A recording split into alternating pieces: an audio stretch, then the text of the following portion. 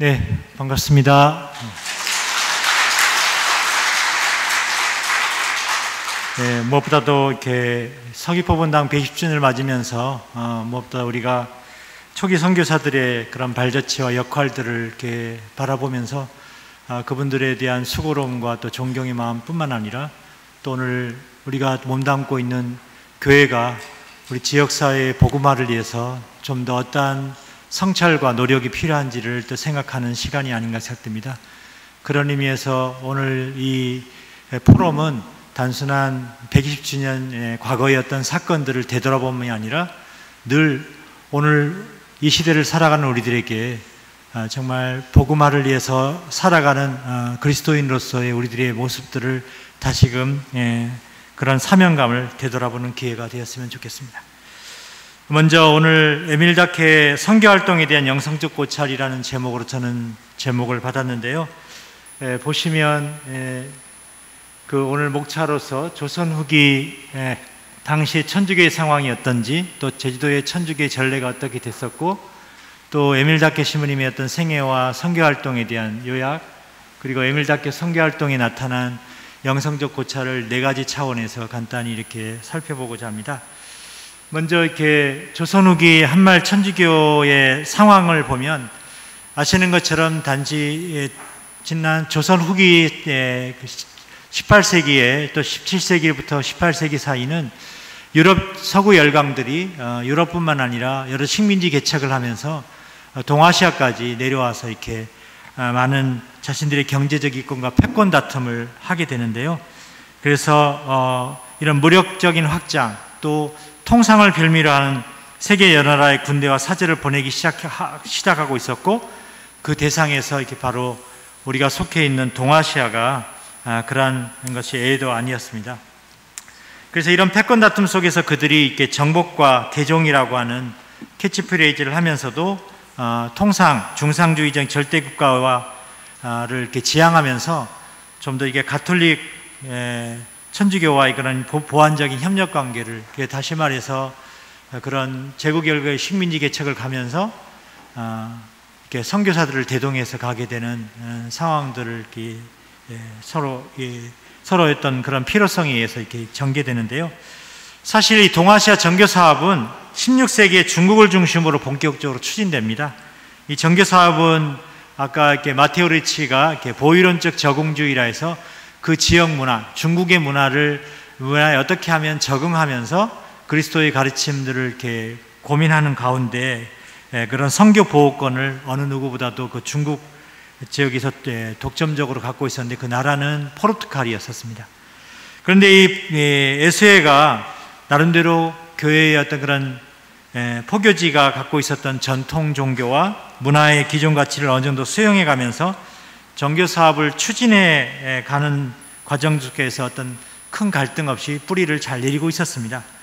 그런데 이제 교회 내부 안에서 이 에스웨의 그런 보이론적 적응주의에 대한 어떤 비판들을, 또 토론들을 이제 가지게 되고, 그래서 또 정부로부터의 지원이 차단되는 속에서 에스웨가 이제 갑자기 해산이 되게 되기도 하고, 또 이 동아시아의 정교는 이제 에스웨가 아니라 파리에방 정교회에 이렇게 그 보호권이 넘어가게 되고, 그리고 또 당시 중상주의적 체제에서 산업자본주의와 체제로 전환되면서 이제 프랑스가 바로 이 지역을 선교 보호권을 받게 되는 것입니다. 19세기 포교 정교 전성기라고 볼 수 있는데, 19세기는요 교회는 국가의 군사적이고 경제적인 힘에, 또 국가는 식민지 시장의 확보를 위해서 선교사들이 갖고 있는 지식, 그 정보, 또 그리고 당시 빈발했던 교회 측과 또 정착민의 갈등과 대립구조 양상에서 침략의 발판을 제공받을 수가 있었습니다. 그런데 이제 1842년에 난징 조약으로 마무리된 아편 전쟁을 아실 텐데요. 중국 정부에서 있어서는 그들의 자만심을 무력적으로 꺾임당한 굴욕적인 사건이었습니다. 그러나 이제 그 사건으로 인해서 청나라가 갑자기 개국을 하게 되고, 또 유럽과의 교섭을 이렇게 획기적으로 맞이하는 사건이 되는 것이죠. 그리고 이것은 그 이웃 나라인 조선이나 일본에도 영향을 받을 수밖에 없었습니다. 그래서 아편 전쟁이 아직 시작 중이던 1841년에 이제 프랑스는 중국의 군함 두 척을 파견해 가지고 중국에서 이권을 찾아보려고 이렇게 조선원정을 계획합니다. 이 당시에 이게 프랑스 그 군함의 함장이 세실이라는 분인데, 이분이 당시에 이제 김대건 신부님이 마카오의 신학교에서 공부를 하고 있었기 때문에 조선원정을 가게 되니까 이렇게 그 통역을 이렇게 부탁을 하려고 시도를 했었는데, 또 갑자기 난징조약으로 아편 전쟁이 영국에 유리하게 되니까 중국에 주둔해야 될 필요성을 다시 느끼고 계획을 바꾸게 됩니다. 그래서 조선원정을 처음에 못 가게 되고 1846년에 다시 조선원정을 계획해서 오게 됩니다. 그래서 1839년에 박해 때 프랑스 선교사 3사람을 처형된 책임을 물으면서 중국에서처럼 이 조선 정부도 문호를 개방하고 종교 자유를 얻어내고자 했었던 것입니다. 그런데 이 당시 흥선대원군이 세국 정치 속에서 그러한 것을 지켜보고 있었고, 또 그러한 거로 인해 실패하게 되고, 조선에 오히려 이런 것이 악영향을 끼쳐가지고 조선에 남아있던 선교사나 천주교인들을 살상하는 병인박해가 일어나고 말았습니다. 그리고 뒤늦게 프랑스 정부는 이제 군사적인 이런 보복만으로는 조선을 개국시킬 수 없다는 것을 알고, 앞으로 조선원정은 이제 선교사 학살에 대한 보상으로 그치는 것이 아니라 좀 더 부드럽게 통상이라는 그런 보편적인 조건을 내세우면서 가야 한다는 것을 깨닫게 됩니다. 그래서 1886년이 돼서야 조선 정부와 불란서가 한불조약을 맺게 되는데요. 여기서 이제 선교사들이 좀 자유롭게 어떤 조건들이 이제 향상되는 거죠. 그래서 그러나 당시 천주교인의 조건은 조금 더 향상되지 않았고, 천주교는 당시 금지된 종교로 계속 인식되어 있었습니다. 그러나 정착지와 그 밖의 활동 범위도 제한되어 있었죠. 그러니까 한마디로 지금의 명동성당 근처의 계양장이라고 하는 어떤 지역 안에서만 그 선교사들이 활동할 수 있었던 것입니다. 그래서 또 그 건물도 세울 수가 없었고요, 처음에는. 그러나 선교사들의 대부분은 각 지방에 정착하면서 본당을 건설하고 본당이 필요한 건물들을 세우고 있었기 때문에 차츰 이제 그런 갈등이나 이런 것들을 이제 일어나지 않을 수 없는 상황이 전개됩니다. 왜냐하면 아시는 것처럼 선교사들이 와서 그 지역의 문화를, 또 그 나라의 문화적인 조건이나 내용들을 충분히 알고 있지 못하기 때문에 문화우월적인 자세 안에서, 아니면 그 전에 선교사로서 이렇게 교육받아왔던 나름대로의 그런 어떤 그런 유럽 중심적인 그런 교육의 상황들을 심으려고 했었기 때문에 마찰들이 많이 일어나게 되었던 것입니다. 그런 중에 이렇게 우리가 알고 있는 것처럼 우리 이재순환 아니면 신축교환 이런 것들이 우리나라 전역에 여러 곳에서 벌어지는데, 저희가 이제 이재순환이나 신축교환이 특별히 자주 이야기하게 된 것은, 다른 교환들은 교환이 일어났지만 그 당시에 교도권의 책임을 갖고 있었던 위텔 주교님과 그 우리나라 정부의 관료들끼리 서로 교민조약이라고 하는 걸 통해서 서로 정부에서는 나름대로 그 천주교에 대해서 이렇게 주의해야 될, 서로 지켜야 될 그런 사항들을 협의하게 되거든요.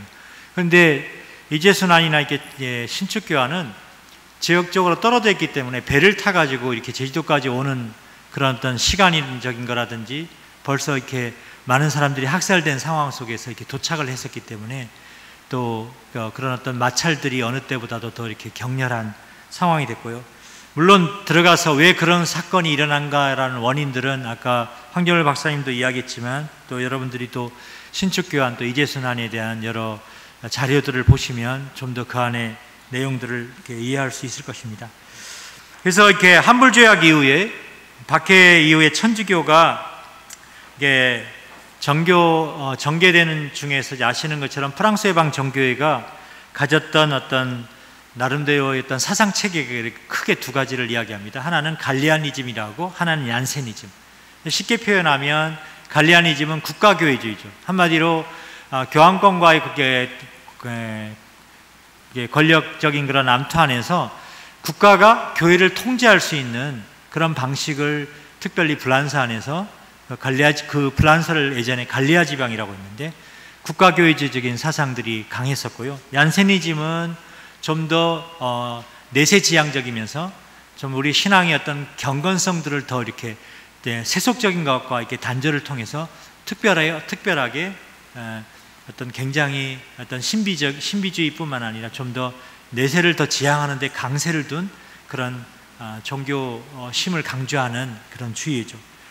그래서 이렇게 한불주약 이후에 선교사들이 서울 경기를 중심으로 계속 교세가 신장하게 되는데요.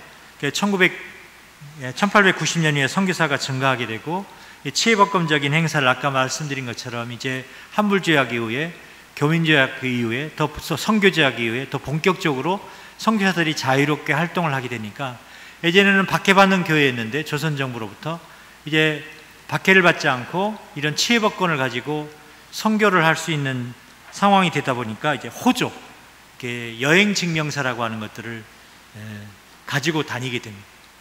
그리고 또 호신용 총을 가지고 다닙니다. 그런데 이 시간이 흐르면서 이 호신용 총과 이 호조라고 하는 것이 단순한 어떤 통행증 정도로 끝나는 것이 아니라 다른 사람들에게 굉장히 폭력적인 상황을 유발하는 상황이 되어버립니다. 호신용 총은 원래 자신을 보호하기 위한 그런 호신용 총이었는데 교회의 이름으로 진행되고 있는 것을 방해하는 사람들이 있으면 데려다가 치조를 하게 되고 때로는 그러한 것들이 더 크지 않도록 신축교환 때도 마찬가지로 명월에 제주민들이 모여가지고 뭔가 이렇게 제주성을 향해 가지고 갈 건가 말 건가라고 그런 민의를 제주 목사한테 전달을 할 건가 말 건가라는 집회가 이루어지고 있었을 때 선교사가 그런 집회가 있다는 걸 알고 가서 혹시나 더 번지지 않도록 발포하는 바람에 사람들이 이렇게 부상당하고 죽는 일이 생기고 또 아까 수신영약에 대해서도 이야기했지만 김원영 신부님이 제주도에 오셔가지고 한 몇 개월 만에 거의 저희들이 알고 있는 거로는 거의 한 6개월 이내 안에 수신영약이라는 교리서를 만들거든요. 오늘날 신부님들도 똑똑한 신부님이 많지만 어떻게 선교사가 이렇게 그 지역에 와서 교리서를 그 지역을 읽어낼 수 있는 교리서를 쉽게 만들 수 있을까? 저희 조사에 의하면 이 수신영약은 사실 김윤식이라는 사람이 제주도 목사로 와 있었을 때의 그런 기록들, 목사들이 제주민들과의 경험 안에서 이제 진행되는 생활상에 대해서 쓴 책이 있는데 그 책을 가지고 와서 천주교회의 교리와 필요로 한 것을 대비하면서 쓴 것이 수신영약이죠. 근데 이 수신영약이 굉장히 제주민에 대해서 문화적으로 또 제주민을 향해서 야만적인 어떤 제주민의 풍습이라든지 제주민들이 경험하는 그런 생활상에 대해서 굉장히 부정적으로 되다 보니까 이 책이 발간도 되지도 않고 내부적으로 사용을 하고 있었지 실제 발간도 되지 않고 또 나중에 미틀 주교님이 이걸 발간된 이 자료를 받았을 때 이거 큰일 났다. 이 책이 발간됐다가는 큰일 나겠다 해가지고 이 책을 이 김원영 신부님이 피정 왔을 때 다시 서귀포 본당으로 보내지 않습니다. 그래서 그런 상황이 되기도 하고 또 신축교환 안에서 오실락 사건이라고 이 효돈 지역에 신자들이 이렇게 정교를 하는 중에 그 정교하는 행위를 방해하는 오실락 노인이 있었는데 그 노인이 하도 강하게 반대하니까 그 오실락 노인을 데려다가 이게 서귀포 본당의 어떤 징벌방이라는 곳에서 이렇게 나름대로 왜 그렇게 천주교를 반대하는지를 이렇게 취조하고 하는 중에 이분이 그 전에 천주교인들하고 마찰을 일으키면서 지었던 여러 폭력적 행위가 들통이 날까봐 우리 측에서는 이제 자살했다라고 저희는 이야기하게 되는 거고 밖에 사람들은 오실락 노인 사건을 교회에서 뭔가 치조 가운데 타살을 했다라고 하는 이런 내용들 그리고 또 아까 문화적으로는 제주에 특별히 당오백 절오백이라고 해가지고 불교뿐만 아니라 수많은 무당들이 이런 하는 이렇게 그 나무목 같은 이렇게 모시는 나무목들이 신목들이 있었는데 그 신목들을 어떤 제주민들이 그 신목에 대한 어떤 기대나 가졌던 마음들을 이겨내지 못하고 그걸 베버리거든요. 그러니까 이런 마찰들, 문화적인 마찰, 또 그런 어떤 다른 종교에 대한 이해, 대화의 자세, 이런 것들이 되지 못하고 신축교환 같은 상황들이 발생을 하게 되는데요. 그 이후에 우리 교회는 그럼에도 불구하고 이렇게 이런, 여기 보면 양대인이라는 표현이 나오는데, 아까 호주 증명서가 시간이 지나면서 이렇게 통행증 정도가 아니라 서양 사람을 임금님처럼 대해라, 양대인이라고 하는 그런 정도의 권력적인 행사를, 치해법권적인 행사를 할 정도의 통행증이 돼버립니다. 그래서 박해의 대상이 아니라 프랑스 법의 특별한 존재로서 인식이 돼버리고, 그리고 입교하는 분들도 정말 순수하게 종교적 동기로 오시는 분들도 많았지만, 딱 보니까 지금 천주교가 박해받는 세력이 아니라 이제 정부로부터 인정을 받고 치해법권의 혜택을 받고 있는 것이 되다 보니까 유배 온 사람들 입장에서는 새로운 신분 상승의 기회가 되고, 또 신부님들 아니면 또 당시 세금을 거두러 내려왔던 봉쇄관이 천주교인이라고 알고 있는 그분의 심부름꾼을 한 사람들이 주로 다 천주교신들. 근데 그분들이 가서 세금을 걷어들이는 과정 중에서 굉장히 폭력적인 일들이 여러 번 발생을 하게 돼요. 그래서 신축교환의 원인은 교회의 어떤 폐단과 세금을 걷어들이는 사이의 폐단들을 두 개를 가지고 특별하게 원인으로서 이야기를 많이 합니다.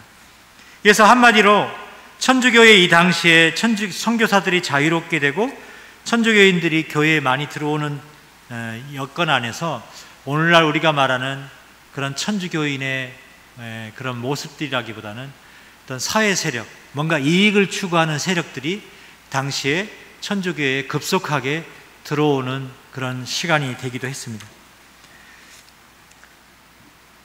그 다음에 두 번째로 이게 제주도의 천주교 전례에 대해서 볼 텐데요.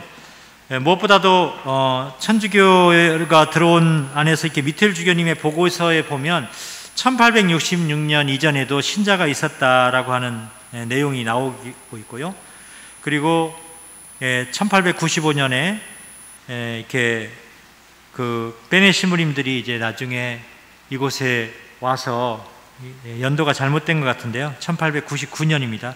이제 베네 신부님이 제주에 오셨을 때 이 미텔 보고서에 나와 있는 내용을 보고 혹시 천주교 신자들이 있을까라고 하는 것을 생각을 했는지 모르겠습니다. 무엇보다도 우리가 보통 한국 천주교회사 안에서는 오랫동안 제주도에 천주교가 전래된 것을 주로 1899년 양용황이라고 하는 베드로가 목포 쪽에 가서 세례를 받고 돌아와서 천주교가 시작됐다는 거로 천주교회사는 쓰였었거든요. 그런데 저희가 100주년을 맞으면서 한국 제주교구 100년사를 조사하는 과정 중에 김기량 펠릭스 베드로에 대한 자료가 발굴되는 바람에 저희가 제주도의 천주교 전례에 대한 어떤 역사들이 더 거슬러 올라가게 됐습니다. 그래서 처음에 기록에 보면 표류해가지고 김복수라는 사람이 표류해가지고 일본에까지 가서 일본 사신으로부터 신자를 만나가지고 이렇게 돌아온 그런 기록이 증보 탐라지라고 하는 쪽에 나오고 있고요. 그 다음에 사학징이라고 하는 것은 뭐냐면 조선시대에 그 제인들이 기록을 정리해 놓은 게 사학징인데, 이 사학징이 안에 천주교에 대한 어떤 그 황사형 사건을 통해 가지고 그 이후에 정난주 마리아 그 가족들이, 어머니는 거제도로, 또 정난주는 제주도로, 아들은 추자도로 이렇게 귀향 오게 되는 일들.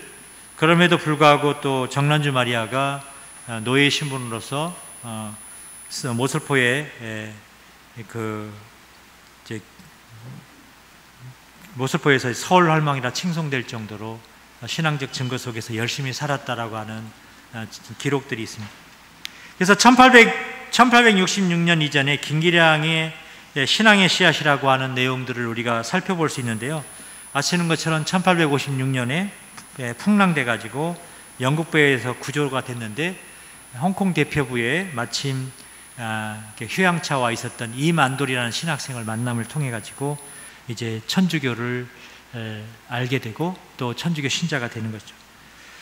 그리고 이렇게 그 이후에 이렇게 1858년에 조선에 귀국을 해가지고 최양화 신부님을 찾아가기도 하고요. 그리고 제주도에 귀향한 이후에 도민 20여 명과 그 가족들이 개종했다는 여러 기록들이 있습니다. 저는 이제 김기량 펠리스 베드로를 생각하면서 좀 대단한 거는 이분이 38일 동안 배에서 표류해가지고 있는 동안에 정말 뭔가 보이지 않는 하느님에 대한 체험을 엄청나게 한 거죠.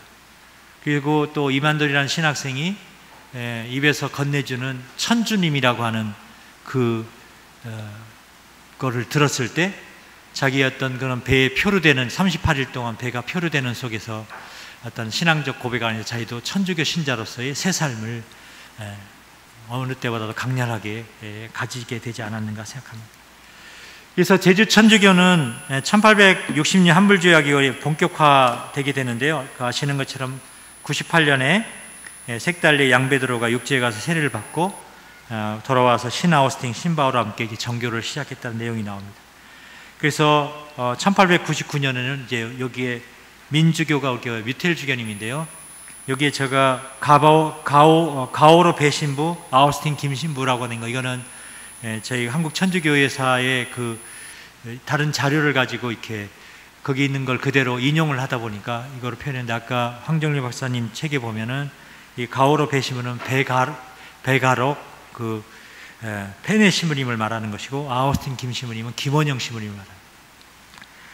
그래서 그 이후에 1935년 9월 10월에 가톨릭 연구지에 보면 제주도의 어떤 교세의 어떤 증가에 대한 내용들을 표현해 주고 있는데요. 영세자가 1990년도 19명에서 1901년 신축교환 이전에는 242명, 예비자 600명, 700명이 물밀듯이 들어왔습니다.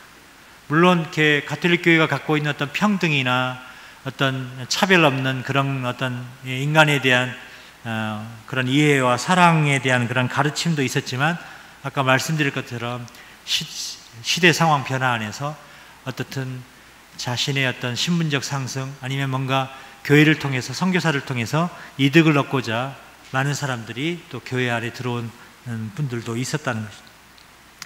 그래서 그때 선교사들로 또 빼네 신부님, 또 구마슬 신부님, 또 이렇게 이 있었고요. 그 다음에 이렇게 한원본당 쪽에는 김아우스팅 신부님과 문재만 신부님이 있었습니다. 교세의 확장 안에서 당시 제주 총인구가 4만 명 중에서 1000명 정도가 됐으니까 굉장히 커가고 있었다는 거예요.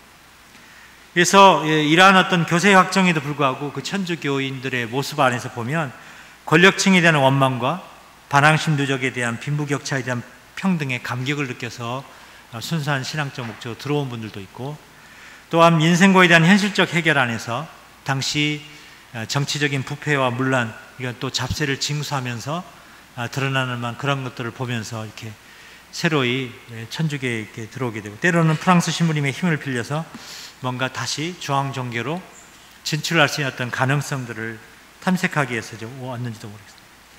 세 번째는 에밀 다케의 생애 안에서 이렇게 생애를 보게 되는데요.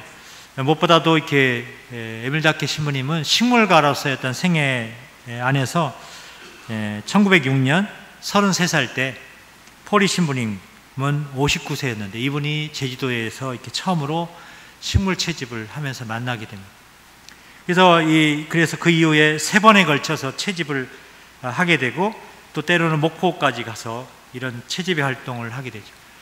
그러나 이렇게 신부님이 이런 채집을 하게 되고 이러한 과정 속에서 우리가 잘 알고 있는 왕복권 나무라든지 구상나무라든지 이런 어떤 업적들이 이제 그런 거를 유럽에 보냈는데, 그 식물학자들이 그거를 살펴보다 보니까 이거는 세계적으로도 발견된 것이 없는 그런 업적들이 이제 드러나게 되고, 또 그런 과정 중에 고마움 안에서 일본에서 이렇게 선교 활동하면서 이렇게 식물 채집에 함께 동참했었던 포리 신부님이라는 분이 온주밀감을 이렇게 제주에다가 이렇게 보내줘가지고 오늘 저희 서귀포 지역에 밀감이 굉장히 특산물로서 이렇게 이름을 날리고 있는 것이고요.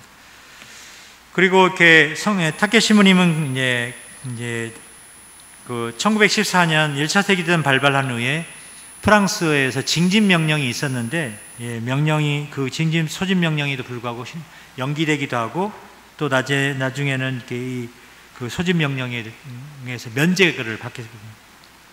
그래서 이 신부님은 다른 프랑스 신부님들은 다 본국으로 돌아가게 되는데, 신부님은 징집 면제가 되니까 목포 산정도문당으로 옮기게 되죠. 그러니까 그 당시에 제주에는 한마디로 제주는 공소가 되게 되고, 제주를 관할하지만 여기에 상주하는 신부님이 되지 못하고 목포 산정도문당에 주임 신부로 계시면서 전라도 남부지방 전체를 사목합니다. 그 이후에는 1922년에는 대구 유스티노 신학교에 교수 신부로 가게 되고요. 그 다음에 교수 신부로 쭉 지내다가 75세 때 파리 외방생교회가 대구에서 철수되면서 신부님은 교구청에서 근무를 하게 되고, 나중에 이렇게 79세 나이로 이렇게 임종하게 됐습니다. 그래서 제일 안타까운 것 중에 하나는 신부님이 이제 대구로 가셔가지고 대구 교구청 한쪽 편에 당신이 계속해서 식물 표본에 대한 작업들을 계속 해왔던 자료가 엄청나게 있었었는데, 대구 교구청이 화재로 64년에 화재가 나는 바람에 많은 어떤 교회의 자료들이 소실되어서 안타까움을 주고 있습니다. 그래서 오늘 에밀 다케 신부님의 선교 활동이 나타난 영성적 고찰을 기억하는 첫 번째 이유는 뭔가? 그것은 다케 신부님의 선종 67년이 지난 오늘날 선교사요, 교육자, 그리고 식물가로서의 업적과 공로가 충분히 공유되지 못하고 있다는 현실 안에서 무엇보다도 가난했던 우리나라의 구원 사업을 위해서 24살이 젊은 나이에 입국해가지고 79세 임종까지 선교사로서의 그런 여정을 조명하고 또 그 업적과 공로의 영성적 삶을 살아내는 것은 우리 교회사 안에서 당연한 이유가 될 것이라고 생각을 해봅니다. 그런 의미에서 먼저 저는 영성적 고찰 아니라 처음으로 이렇게 캐리그마적 차원, 복음화적인 차원 안에서 우리 신부님의 선교 활동에 대한 삶을 보고자 하는데요. 무엇보다도 이렇게 당시 에밀 다케 신부님은 미텔 주교님에게 18편의 사안을 이렇게 서로 이렇게 보내게 되는데, 그때 자신을 뭐라고 표현했냐면 교황 파견 선교사임을 명시하고 있습니다. 선교사로서의 자각을 굉장히 갖고 있었다는 거예요. 당시 대부분의 선교사들은 조선을 문명의 종교인 천주교로 개종시켜 야만적이고 비성진 상태에서 벗어나도록 하고자 하는 문명화의 사명을 가진 사람들이라고도 할 수 있었습니다. 이것이 19세기 유럽인들이 갖고 있었던 또 시대 정신이기도 했었습니다. 1899년 6월 29일 날 처음으로 부산 본당에 에밀 다케 신부님은 1년 동안 사목을 하다가 진주 그리고 또 마산을 이어가지고 이렇게 활동을 하고 있었었는데요. 우리 김원영 신부님과 함께 서귀포 본당에 계셨던 무세 신부님이라는 분이 제주도에 와가지고 1년 동안 너무 고생해버리니까 막 그 제주도에 더 이상 있기가 싫어지고, 그래서 미텔 주교님한테 가능하다면 저희 선교지를 옮겨주십시오라고 간곡하게 편지를. 그래서 무세 신부님이 지금인 마산 쪽으로 이렇게 이동을 하게 되고, 우리 에밀 다케 신부님이 그쪽에 활약을 하다가 1901년에 이곳에 도착을 하게 됩니다. 그래서 조선에서 총 보낸 시간은 55년, 교육자로서 31년, 선교사, 식물가 13년, 선교사리 식물가는 주로 제주도에서 보낸 것이고요. 그래서 1899년에 이러한 어떤 사목의 경험들 안에서 제주도에서 그 13년을 열정적으로 이렇게 사목을 했었던 신부님의 삶을 생각해 보게 됩니다. 무엇보다 이 신부님이 가졌던 제주에 대한 복음화는 신축교환 이후에 실제적인 사목의 효심이 주춧돌을 넣게 됐는데요. 무엇보다도 에밀 다케 신부님이 대단한 업적 중에 또 하나는 선교사로서 이 제주민들이 신축교환을 통해서 엄청난 상처와 아픔과 갈등을 갖고 있었을 때 와서 제주민들로부터도 엄청난 굴욕을 받기도 하고, 또 그럼에도 불구하고 이렇게 교회를 재건하는 안에서 오자마자 한놈본당에 갔는데, 한놈본당을 보니까 이거는 성당이라기보다는 비가 줄줄 새고, 그래서 당장 미텔 주교님께 성당을 옮겨야 되겠습니다, 제발 돈을 보내주십시오 하면서 제발 돈을 보내주십시오를 여러 번 편지했는데 돈 보낼 생각을 안 하니까 이제는 내가 돈을 벌어야 되겠다라는 생각을 하셨는지 이제 알아보니까 선교사들 사이에서 알아다 보니까 식물 채집을 해가지고 도감을 만들어서 유럽에 보내면 돈이 된다. 이게 포리 신부님을 통해서 이런 내용을 알고서 시작한 거죠. 그러니까 이분이 식물 채집에 무슨 권위가 있어서 이렇게 이게 시작이 된 것이 아니라 정말 신자들을 사랑하고 서귀포 본당, 한원 본당을 홍로 본당으로 옮기기 위한 그런 신자들의 엄청난 사랑 안에서 이 작업을 하게 됐다는 그런 선교사로서의 어떤 복음적 그런 선물들을 우리가 한번 생각해 봤으면 하고요. 두 번째는 공동체적인 차원에서 이렇게 서귀포 본당에 이제 오셔서 홍로 본당으로 이전하고 지금의 서귀포 본당이 되는데, 이때 이 신부님 이전에 김원영 신부님이 수신영약이라는 아까 그 책, 간행이 되지는 않았지만 총 43장이 천주교리의 특징과 도민들의 의식, 풍습과 미신에 대한 제주 민중들이 갖고 있던 생각과 배치되는 내용들이었습니다. 그래서 이렇게 신축교환이 일어나게 돼서 무엇보다도 이렇게 선교사들이 그런 정교분리적인 생각, 토착화에 대한 어떤 이해가 없었었기 때문에, 또 물론 여기에는 아까 뭐 얀세니즘뿐만 아니라 선교사들이 갖고 있었던 그런 경건한 어떤 내세적인 어떤 그런 지향적 그런 모습 안에서 이런 신축교환의 신축교환을 이제 맞이하게 되고, 또 그거를 극복해 나가는 많은 수고와 희생, 헌신들을 무엇보다도 하셨다고 생각이 들고요.